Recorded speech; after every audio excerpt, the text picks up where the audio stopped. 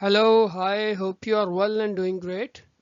In this video, we are going to talk about transitivity, that is very important concept of systemic functional linguistics. And this concept was, you could say, introduced and elaborated by Halliday and Metafunction. Other than that, it has been part of ideational metafunction, and we will explain what is functional linguistics, what is functional grammar, and other than that, we will also discuss all these metafunctions and how transitivity is part of ideational metafunction, or you could say one of the subpart of ideational metafunction is representational metafunction, and transitivity is part of it.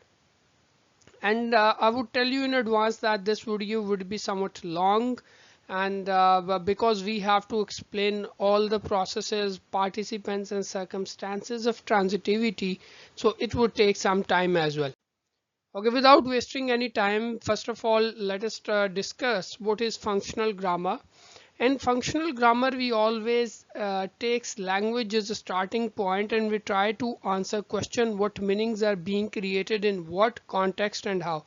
Basically, functional grammar deals with meanings. They put the function, they put the functional grammarians put the function or the functions of the language or the meanings of the words at the start point, or that is the basic point of their grammar. The positive relationship between the use and function of a language and the structures that are chosen to achieve those functions, and what structures could be used in order to achieve those functions. In other words, we could say that in function we do not only deal with wordings of text, but also how those wordings are used to construe certain meanings in certain settings.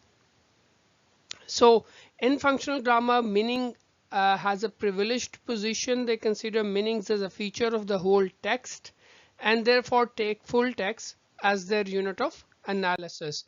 Functional grammar in functional linguistics are, you could say, in functional grammar we have three basic modes of meaning. First of all, ideational, interpersonal and textual meaning. We will discuss these.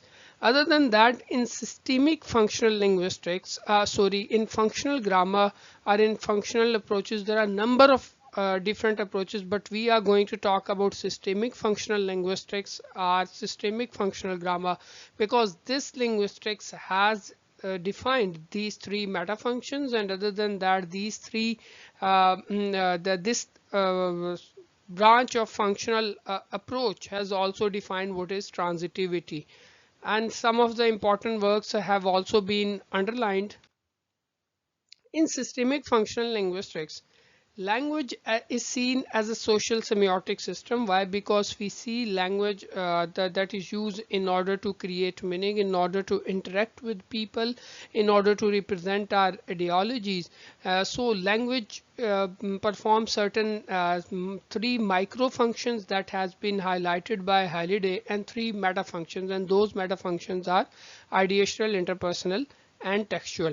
And language is created in a particular context, and it is used according to the context, that is social semiotic system, and it is realized on four different levels of abstraction. First of all, we have phonology and graphology, then we have lexicogrammar, then we have discourse and semantics, and lastly we have context. Phonology and graphology: phonology deals with sounds, graphology deals with written words. When these combine, we have the different words, and those words are joined to form different sentences according to the pattern of grammar.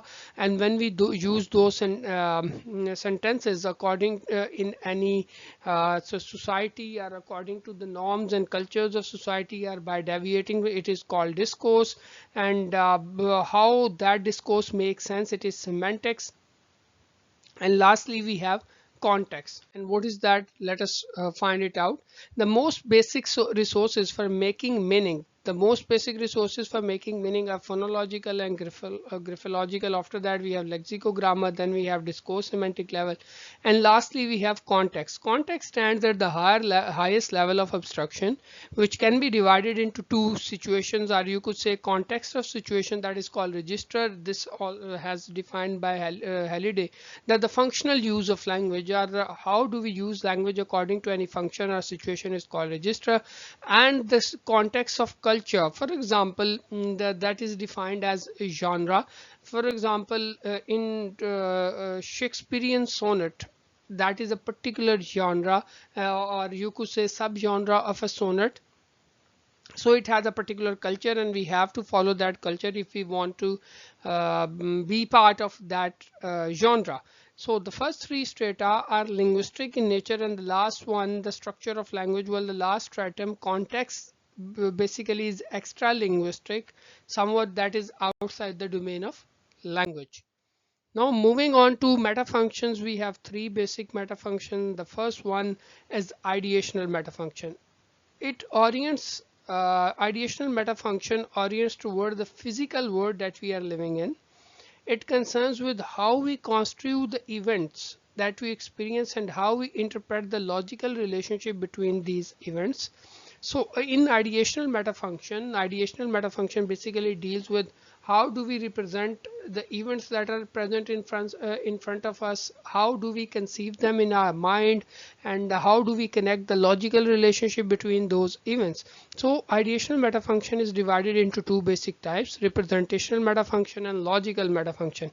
Representational metafunction deals with how we use language to construe our experiences that is present around us and that is present inside our brain.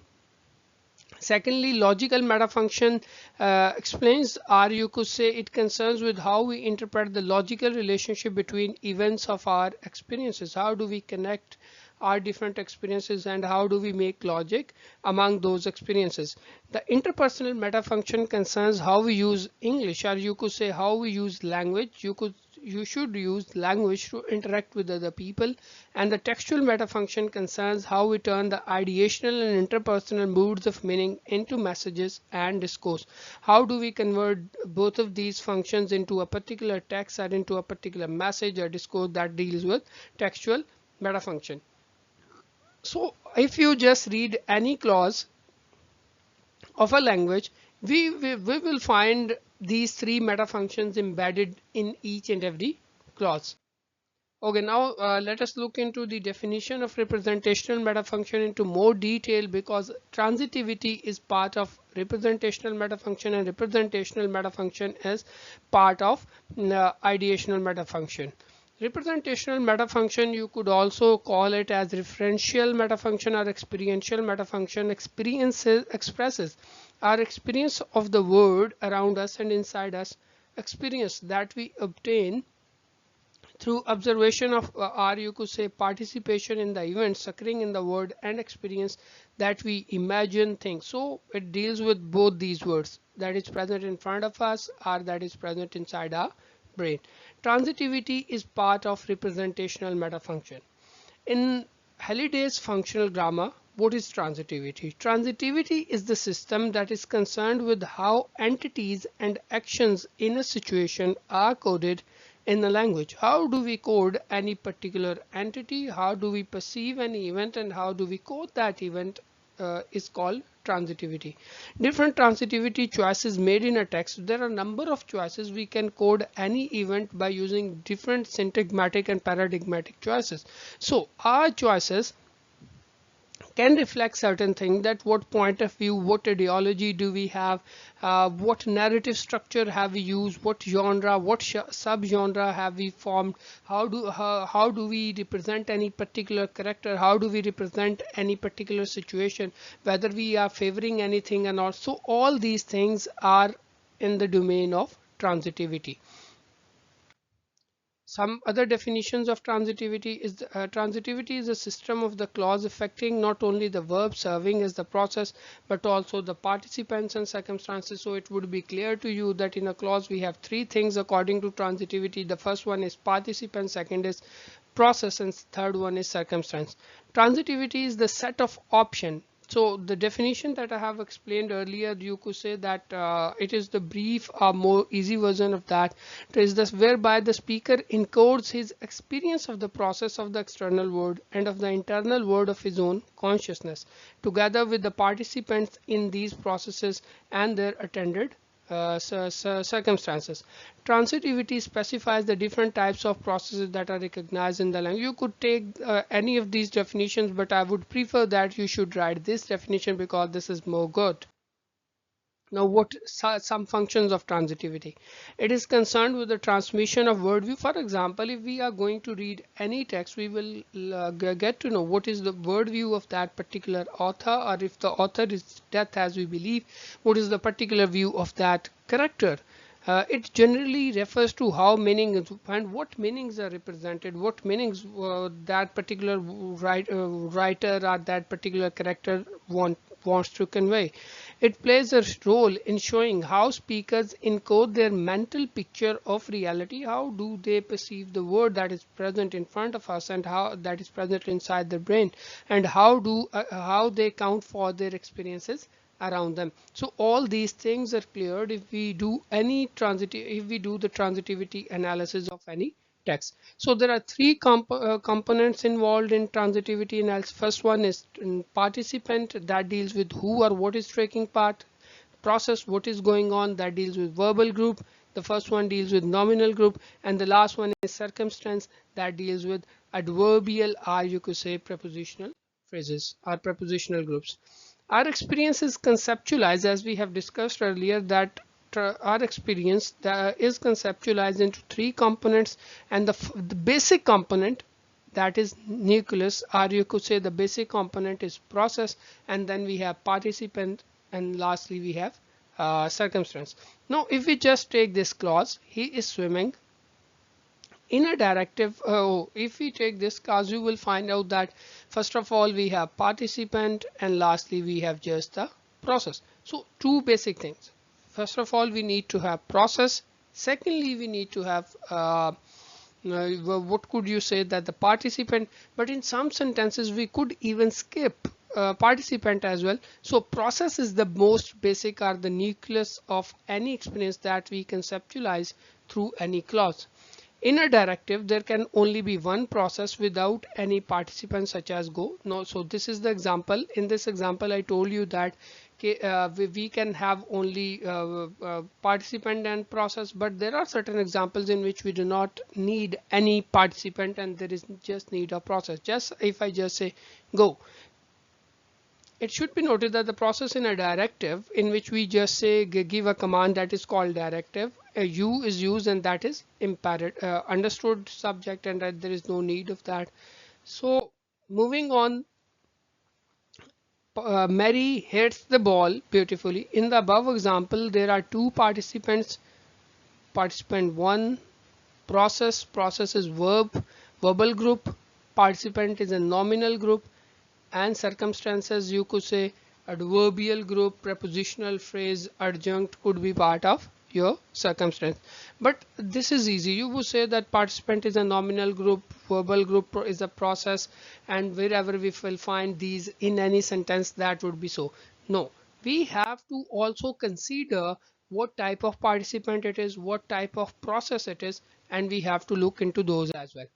Okay, now we are going to first of all start with participant roles. You could call them as theta roles, you could call them as semantic roles as well. But in transitivity, we call them as participant roles. In general, participant refers to who or what is taking part in the process of an event. Who is performing that event? Who is taking part in the process of an event, or what is taking part in the process called participant. A participant could be an animated or could be a thing. One thing you have to be very careful. It could be an animated or it could be a thing. For example, the suspect was released. Animated, the pointing machine was out of order. So over here, this is a participant machine. So this is a thing. So we could say that our participant could be an animated or could be a thing. One thing is clear now. Now moving on to the roles. A participant can take up different roles in a clause, and below is a list of participant roles in English. This is according to English language. An actor. An actor refers to the participant or who or which does something. A participant who or which does something is called actor. For example, in this example, for instance, the Chinese military had just tested a stealth fighter jet. So over here, who is the performing the action, or who has done the verb, action of the verb, who has performed it? The Chinese military. So it is an actor. Secondly, a goal. Goal refers to the participant upon which the process has created an impact. First of all, in actor, who performed the process, and in goal, we deal with the upon which the process has created an impact, who has been affected by the process. You could simply say the president's visit will soon sue the recent tensions, will rather you should say will solve. That is wrong, you need to write it correctly. Will solve the recent tensions between the two countries. So what will happen? The recent tensions between the two countries will be resolved because of president's visit, that is actor, and the other part would be considered as the goal. Unlike goal, a range specifies the scope of the happening expressed in the process instead of being impacted by it. So when something is impacted by it, that is called goal, but when something is not impacted by it, that is called range. For example, he successfully he successfully climbed the mountain in 24 hours. So over here, the mountain would be considered as a range. A sensor or an experiencer refers to the participant who senses something. Sensor deals with a participant who senses something and phenomenon that is being sensed. तो आपको ये भी clear हो गया होगा जी sensor क्या चीज़ है. जो चीज़ ऐसा पार्टिसिपेंट जो कोई चीज़ सेंस कर रहा होगा उसको हम सेंसर कहेंगे, और जो वो चीज़ सेंस करेगा दैट इज कॉल्ड फिनोमिनन. जैसे China and United states of America have never enjoyed, ये उन्होंने सेंस की ये बात जी. तो किन्होंने ये बात सेंस की? ये China and United states of America. ये आपके पास सेंसर आ गया, और फिनोमिनन आपके पास आ गया is something that is the something that is sensed by the sensor. तो यहाँ पे सिंगर ने क्या सेंस किया था? his secret visit to China in 1971. उसने याद किया, मेमोरी से रिकलेक्ट किया, that is called phenomenon. A carrier is the participant जिसको हम कोई क्वालिटी असाइन करें उसको हम कैरियर कहेंगे, और जो क्वालिटी उसे असाइन कर दी जाए उसे हम एट्रीब्यूट कहेंगे. The international financial crisis was very swear.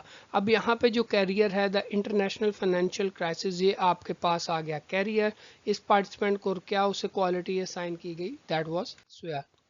An attribute is the quality that is assigned to the sphere. I think so. ये आपको क्लियर हो गया होगा.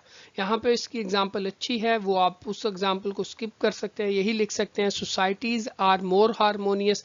सोसाइटीज यहाँ पे आपके पास कैरियर हो गया, और ये जो आगे उनकी क्वालिटीज एक्सप्लेन की गई हैं that could be called attribute.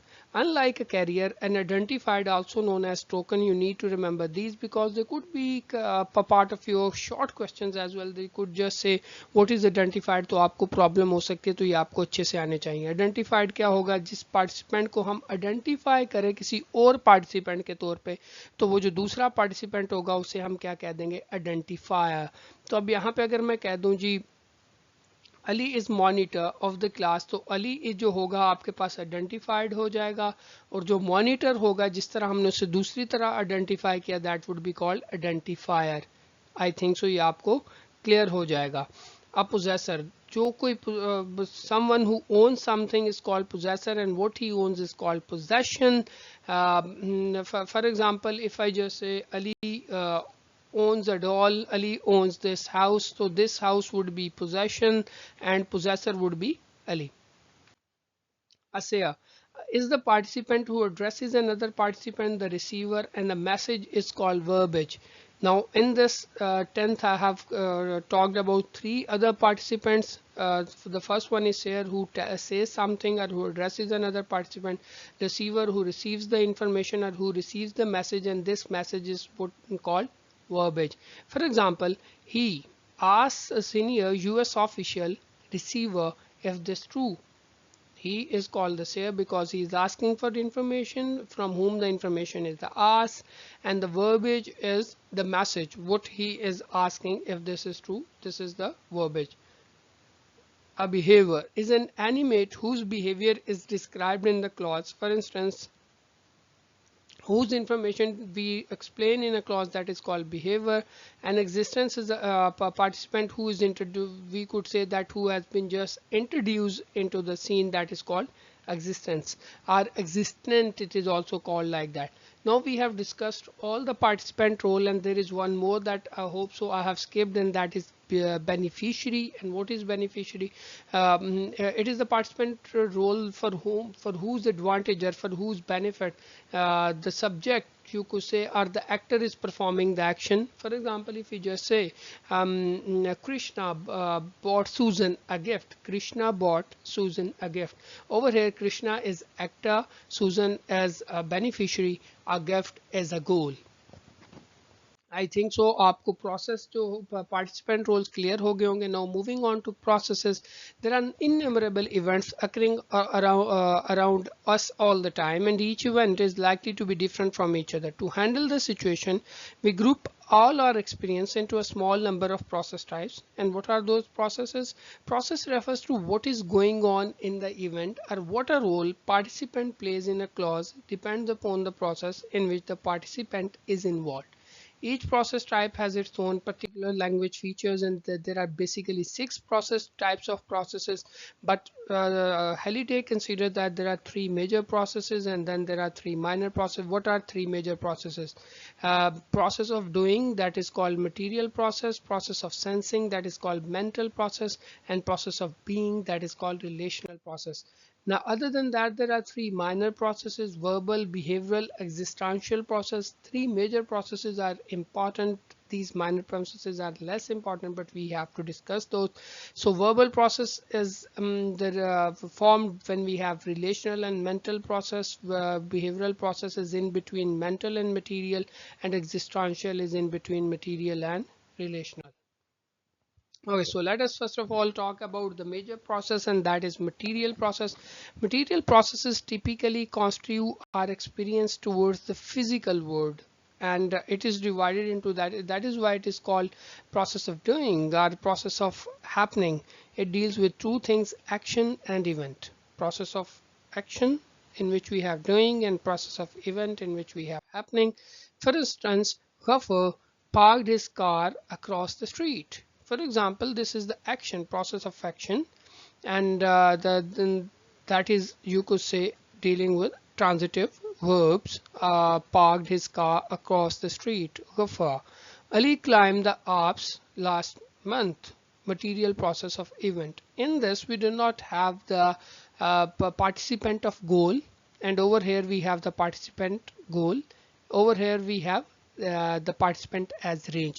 We can further classify the material process of action into 2 types, that is transitive and intransitive. In a simple transitive action, a participant, the actor, does something that creates an impact on another participant, that is goal. You know what is the transitive verb? Transitive verb is that in which the complete action that is performed by the subject is transferred on something. So this is a transitive example of transitive verb. For example, Ghaffar parked his car across the street. Parked is a transitive verb, and the action that is performed by Ghaffar has been completely transferred to the object. Some transitive material process may involve an additional participant that could be called beneficiary. I have already talked about it. What is beneficiary and what is a goal? Now just let me just give you an example. If I just say Laiba bought Aisha a gift yesterday. Laiba is actor. Ditransitive. Why this is called ditransitive process? Why? Because we have 2 participants. Laiba bought Aisha yesterday. You need to write this because we have to highlight on whom the action is performed, on which participant the action is performed, and over here the action is performed on the gift. So this is called goal, and for whom the action is performed, this is for Aisha, and that she could be called as beneficiary. Other than this, you could write, or you could change the pattern as well. Instead of just writing Laiba bought Aisha a gift yesterday, you could write Laiba bought a gift for Aisha yesterday. And these are some other examples. For example, Hasnath parked his car across the street. Hasnath's car was parked across the street. So we could form passive voice of these sentences. Up to this point, all the examples present the actors as participants who do something that creates an impact on the goal, who or which participants pre-existing before the process and are changed by the processes. However, there is another type of transitive material in which the goal is created through the process as shown in the following examples. Hasnan built a house for his family. Hasnan built a house for his family. Over here, if you just see, as I told you, there is a type of transitive material in which the goal, we have created the goal through the process as shown in the following. Hasnan built a house. Now this process is creating a goal. She wrote a letter. Again, this process, this participant has been created through this. So we could also have these examples that this could be an addition into your presentation if you have to present in the class. In a material process of event, there is only one participant, that is actor. Why? Because we have intransitive material processes. In transitive material, we just have the circumstance. We could have the other participant, but that could be tough for you. That is why Ali swam across the channel. The salt dissolved in the soap. So over here, in a material process of happening, you could say event that is happening, we do have only basically have one participant, and that is the actor. Ali swam across the channel, and the other part would be called circumstance. And if we have another participant, that could be range.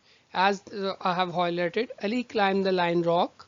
He crossed the harbor by ferry, and these participants could not be called as, you could say, goal. These are range. They are not directly affected by it, as I have already explained this. So these are some of the more examples about material processes. Now moving on to mental processes.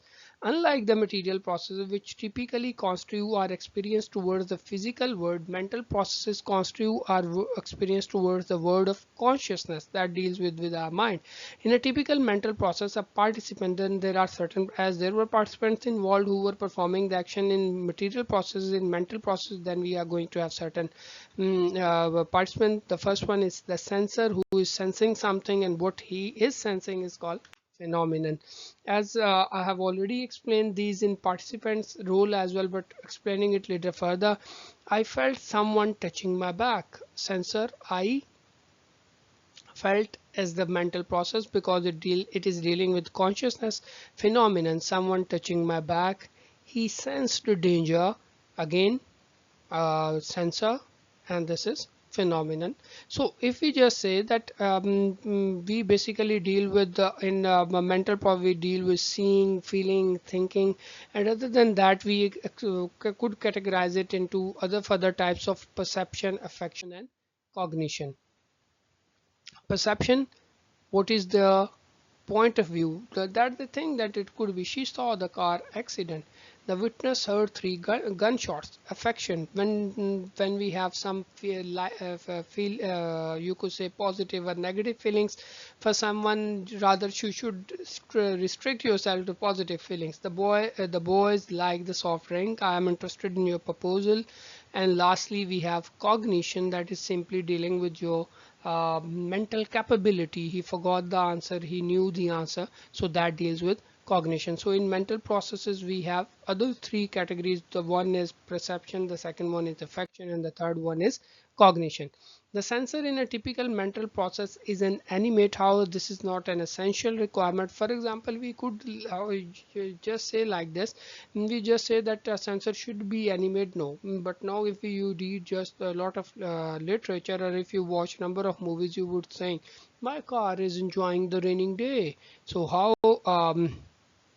a thing could enjoy? So we could ascribe the feelings of human beings to these things as well. In addition, phenomenon may precede the sensor. In a mental clause, we could take phenomenon at the start as well. As we just say in these examples, her proposal interested the public, his performance pleases both, the current situation puzzles me. Other than this, we need to consider other types in mental process, that is dealing with abstraction, concreteness, action, and facts. For example, we could have in a phenomena information of something related to abstract. We could have information related to something that is concrete. As we say, the boys like the idea, so the idea is abstract noun. The boys like the soft drinks, the soft drink is concrete. The boys like serving soft drink, this is an act. The boys like the fact, so this is factual. So in phenomena we can have all these things. Furthermore, the phenomena in a mental clause can be expressed by a separated clause as shown in the following. I believe he is wrong. We could write the phenomena as a separate clause as well. People think the economy is recovery. The villagers want the hikers to leave immediately. That was all about mental process, and in mental process we discuss what is a mental process. Then we categorize mental perception, cognition, and affection. Then we talked about sensor and phenomena. We can reverse the order of phenomena, and other than that, what can we include in phenomena: abstract, concrete, and act and fact. Now moving on to third major process, and that is relational process. Unlike material processes which constitute our experiences toward the physical world, mental processes that deal with consciousness. Relational processes constitute our experience to the words of various moods of being. So over here we have two basic types of participant role. One is called attribution, and the other one is called identification. Attribution, as I have told you earlier, in which we have the role of participant, role of carrier, and lastly we have the participant role of attribute. Carrier is that to which we assign any quality, and attribute is that what quality is assigned to that carrier. Bushra is good. Bushra is a good girl. So Bushra is a carrier. Why? Because to Bushra the quality is assigned, and what is that attribute and what is that quality is goodness. Other than that, in identifying process, on the other hand, the speaker identifies the process that is called identified and token, and as an other participant, and when we identify it as another participant, this is called identifier R value. So Sabahat is the class representative. Sabahat is identified a token. Identifying process is identifier, because this process has been identified as another process, that is called identifier. In relational process, both attribution and identification are typically expressed in copular verbs that are, you could say, as these are also called as linking or being verbs as well. And however, sense verbs in the terminology and traditional, which add an additional meaning feature of the five senses to the copula, can also be expressed in the order they include. So we could also include these as well. So there are certain sense verbs as well that could be expressed in relational processes as well. As she looks good, the voice sounds good, so these are called copular verbs, and these copular verbs are these sense verbs could also be used in relational processes. Other than this, we could also use that zinc stands for Zn stands for zinc, zinc stands for Zn. So that is wrong. Zn stands for zinc. This is fine. This is wrong sentence. So in this, however, unlike an identifying in which identity can swap the positions in their position, the participants in these relational clauses with an additional meaning feature cannot swap their meaning. So there are certain sentences in which we cannot change the position, as we can if we just skip move on to this and change that, this is would be considered wrong as we did earlier, but in these sentences that would be considered wrong. Apart from the attributive, and there are other relational processes including possessive and circumstantial processes.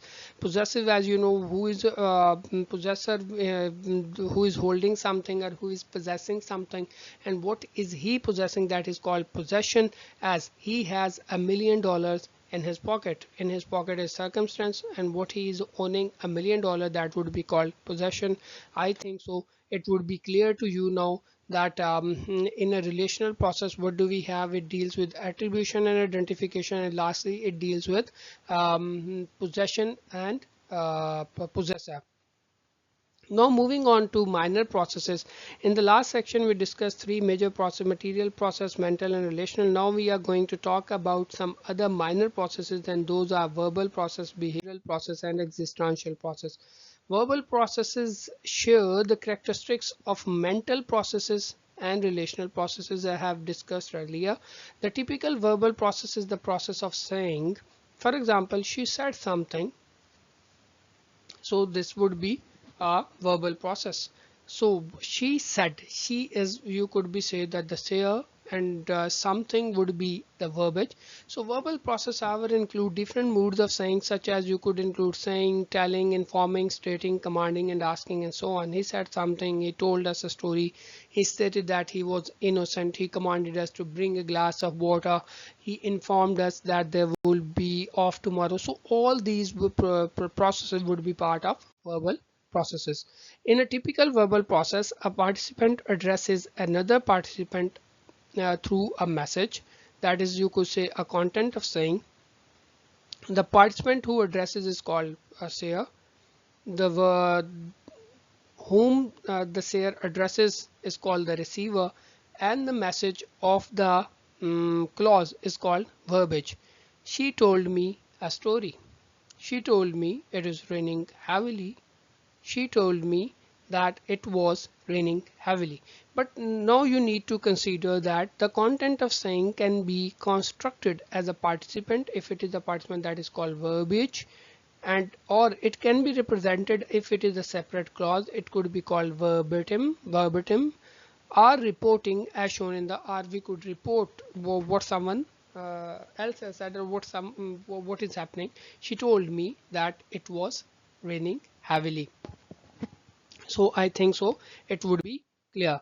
Verbal process also includes semiotic processes such as showing, indicating and hinting. The data shows, the data hints, the data indicates, the data tells us, finds out. So in verbal process basically we talk about what is said, what is stated, what is commanded, and in those we have participants of sayer and receiver, and the other participant is verbiage. Now moving on to behavioral process. In behavioral processes we share the characteristics of material processes and mental, or you could say verbal process. According to Martin, Matheson and Panter, behavioral processes constitute human behavior including mental and verbal behaviors.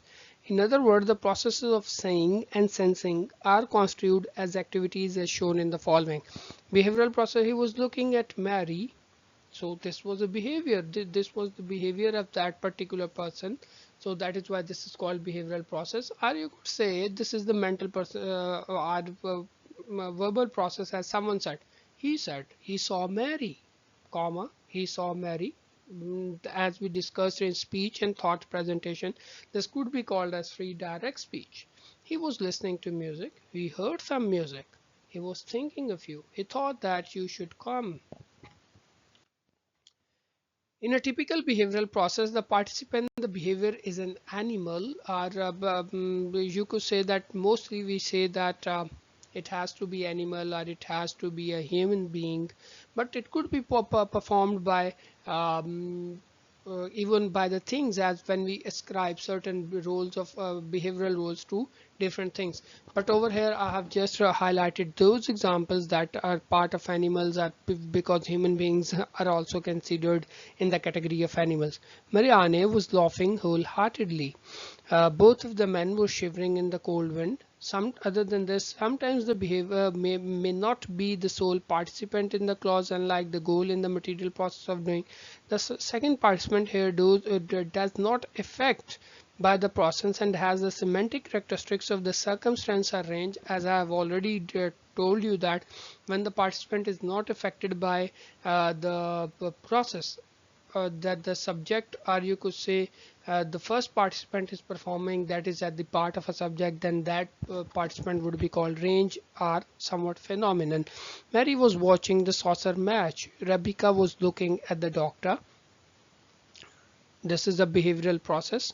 or you could take it also in the mental process as well. That is why behavioral process is called in behavioral process we have combination of two different processes, and one of that process is mental process. Mary was watching the saucer match. Other than this, Rabika was looking at the doctor. Behavioral process expresses animate behavior include mental and verbal behavior. These processes express sensing and saying as activity. So in behavioral process we have talked about another participant that is called behavior who discusses the behavior of someone else or whose behavior has been explained. In existential processes share the characteristics of relational processes and material process. An existential process is a minor process between relational, and in an existential process the speaker includes the participant into the scene. When we put another participant into the scene, that is called existential process. For example, if I just say there is a tiger, so there is another participant introduced into the scene, that is called existent.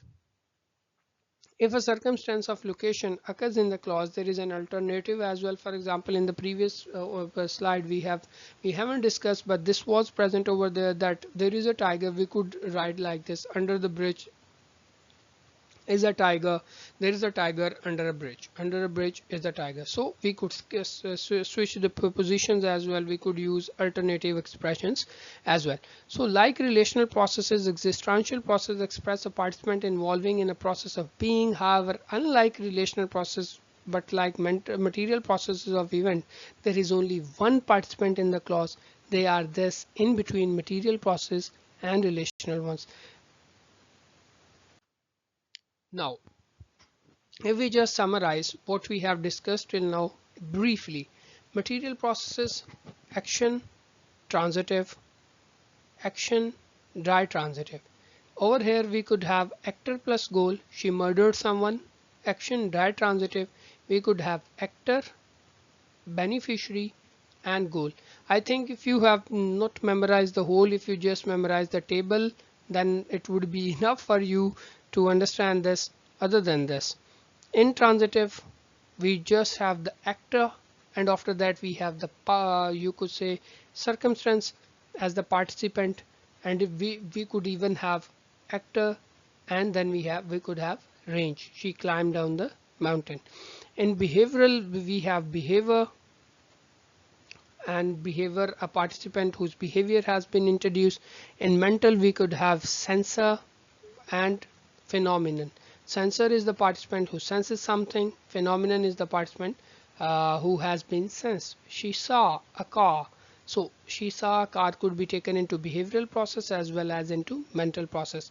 Other than this, we could classify mental process into perception, affection, cognition. Perception, affection, that what we like. She liked his music.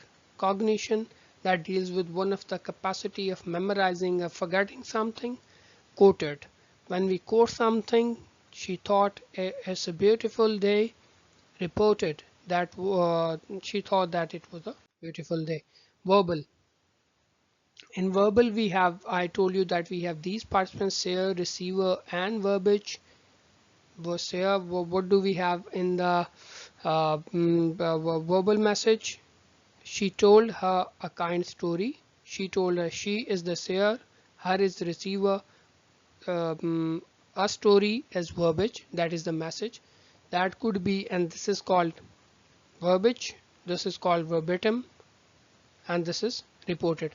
And in the previous slide, that was part of mental process, that was actually part of verbal process. And the last two lines, sorry for that. Relational process, in which we assign a quality to someone to whom the quality is assigned, is called carrier, and the what quality is assigned is called attribute. She is carrier, and pretty smart is attribute. Identified and identified and identify, who has been identified as another participant who has been identified is called identified, and as another participant is called identifier. Other than this, we have possessive and possessor and possession. possessor who owns something, and what he or she owns is called possession. And the last one is existential, that is dealing with existence by introducing something into the scene, that there was a girl on the room, we have put in another participant, and that is called existent. Now moving to the last part of transitivity, that is circumstance. An action or event must occur in particular circumstance, or you could say in particular situation in the material world. However, to construe an event in a clause from the perspective of a representational metafunction, the circumstances are optional as shown in the following examples. So you know that the circumstances are optional, somewhat optional, as we just say Ali murdered his wife. There is no circumstance present at all. Anas took a taxi. Sorry, we need to put drop s only. Sorry, we need to Anas took a taxi to school. We have put in a circumstance. We could just write Ali took a taxi or Anas took a taxi. The dog chased the thief down the road. So we could add a circumstance. We could skip the circumstance. By adding circumstance, we give extra information that how, why, where, when that particular process was performed. The circumstance to school and down the road in which the events took place are mentioned in the second and third example, but not in the first one. Although there is no circumstance in this clause, we know that virtually the actor Ali must murder the goal, his wife, at a particular location in a particular time. However, it depends upon the sayer of the sentence or the user of the sentence to add any circumstance or not. There can be a number of types of circumstances in an English clause. Let's illustrate this with the following examples. Ali murdered his wife, no circumstance. Ali murdered his wife last month. What type of circumstance it would be? Time, or you could say temporal. Ali murdered his wife in their apartment last month. So over here two circumstances have been used. Spatial, or you could say that is dealing with place or location, and secondly temporal, time. Ali murdered his wife in their apartment in Paris. Two spatial circumstances are dealing with the location or place, and one temporal. Ali murdered his wife in a brutal way. Manner added one more as well. So there are four circumstances at the end. So in the first example, no circumstance is given. In the second example, there was temporal circumstance. As I told you earlier, in the third example, apart from the temporal circumstance, there was a spatial circumstance as well, that is dealing with location or the place where the murder happened. In the fourth example, there are one temporal and two circumstances. In the last example, we have, apart from temporal and circumstantial spatial, there is a circumstance of manner as well, that how the murder was committed. And in the last example, we have told you an additional circumstance of reason is providing why the murder took place. That was the fifth example.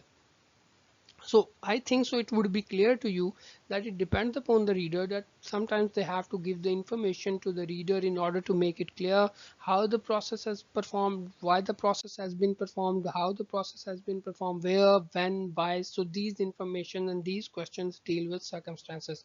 So over here, just let me briefly explain to certain questions that could be used in order to tell you what circumstance has been used. How, intervals. So when we talk about these, it deals with extent, or you could say when also provides you information about the extent. Location, at what point, or you could say where. These questions would automatically give you the answer about the circumstances. Manner, how, for example, as we talked earlier, brutally. And then we have cause, why she has been murdered. She has been murdered because she was found guilty of theft. And lastly, contingency, in what circumstance. For example, in the event of rain, then we have without more help, in spite of the rain, in the absence of proof. So all these things in which we have condition, concession, and default. If I just give you example of this, if you work hard, you will succeed. the simple and the most easy example to understand. So all these things are part of circumstances. Other than this, the most somewhat tricky to understand role, what role has been assigned to someone as a parent. Then lastly, meta, what about, and angle. I think so you just need to understand the previous circumstances that I have already highlighted. And in this video, we have talked about functional grammar, systemic functional grammar. Then we talked about three basic meta functions. Then lastly, we talked about transitivity and how it is classified into participant, process, and circumstances. And then we discussed their further types as well. If you have any question or query, you can type in the comment box, but for that you have to like and subscribe our channel. Thank you so much.